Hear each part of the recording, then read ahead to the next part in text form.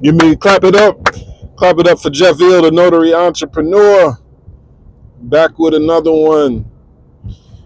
Yeah, I'm on my way to an appointment, and sometimes I just got to make these videos when inspiration strikes. So inspiration has struck, and here's one for the notaries. Here's one for the existing notaries out there right now.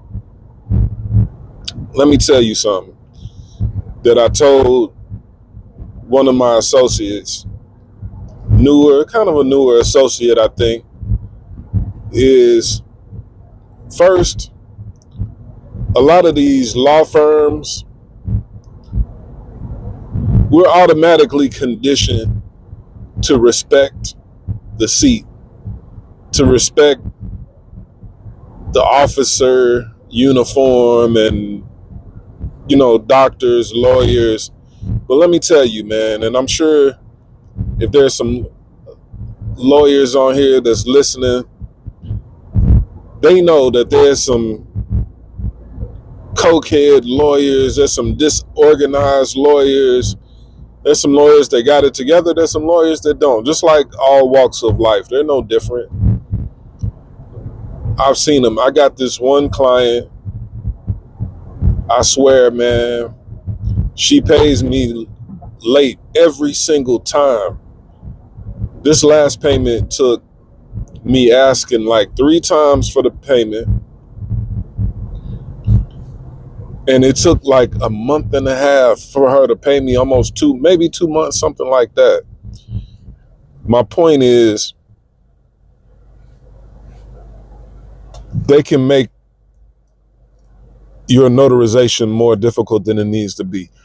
For my experienced notaries out there, a lot of times these out-of-state companies call you and they're making a nice amount of money on representing the customer, putting together the document and whatever else they're doing for them. But they don't even take the time to change the state on the document. Sometimes they misspell the principal's name. That's the big one. The one, if the law firm is in Ohio or something, they don't even change it to your state. So they make mistakes. And these mistakes that they make, what they'll do is because in the hierarchy of things, they're a little higher than us. So it's easier to blame the mistakes on us. But don't automatically accept that you made a mistake, because we make mistakes, definitely, but not every single time. And these customers, they do the same thing. They'll blame you, for a mistake when it was their mistake. They're the reason for the mistake, because they're hoping that you'll just accept it and you don't want to lose them as a customer, that sort of thing. So anytime, shout out to my dad, because he always says that sort of thing.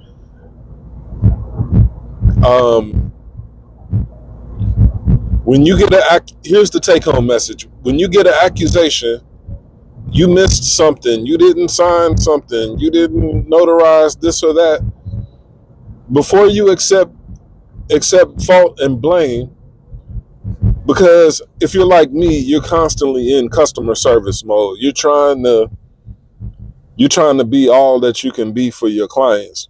So it's easy to fall into the trap of like, oh, I probably did. You know what? Let me come fix it. No. Okay, do me a favor. Send me the document. Let me take a look at it. I'm a little busy right now, but give me a minute. I'll get right back to you after I see the document. And when you do that, you can see what they're talking about. Just the other day, this customer, beautiful home, beautiful wife, I notarize his documents. He calls me the next day talking about I missed something. I told him, okay, I told him what I advised you to do. He sends me the document. I look at it, I'm like, I did not see that document. It was only 3 pages. I would remember, and it was just a day ago. But he tried to play it off like, not try to play it off, but almost like it was just the way that he worded it. But the way that he worded it was blaming me for missing something. So in that case, you got to charge an additional trip fee. So I charged him $125 for the initial appointment, and I charged him $60 to make it worth my time to go back the second time. That's my version of a compromise. I would have been right. Maybe y'all are tougher than, maybe you're tougher than me. You would have just told them the full fee. You would have deserved it. But then, check this out too. He was like,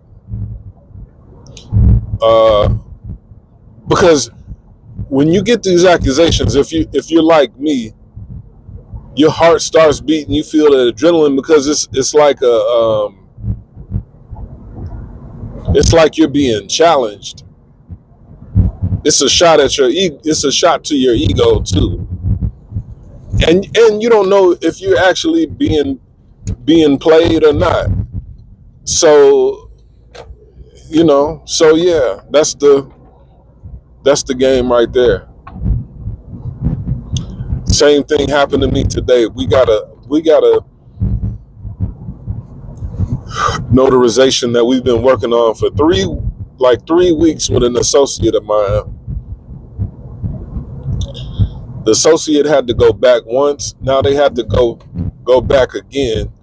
But the issue now my associate didn't scan the document the correct way the first time, but the second time they called. They're like, well, we don't have the first page,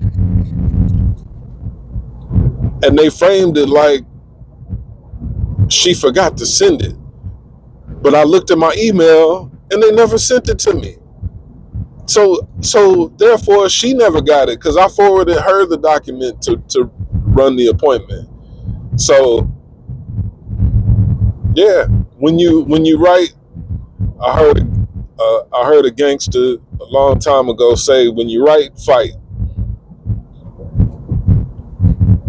So when you write, fight. And when you're wrong, so long. When you're wrong, then I recommend, then you come back and you do it for free if you in fact did make the error or omission. So that's today's video.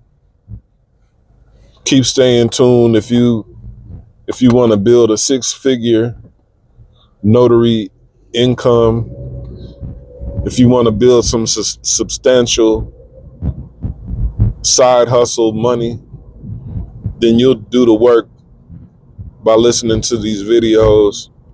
So when you go into these situations, you're 10 steps ahead of your competition. And they'd be like, dang, you've only been a notary for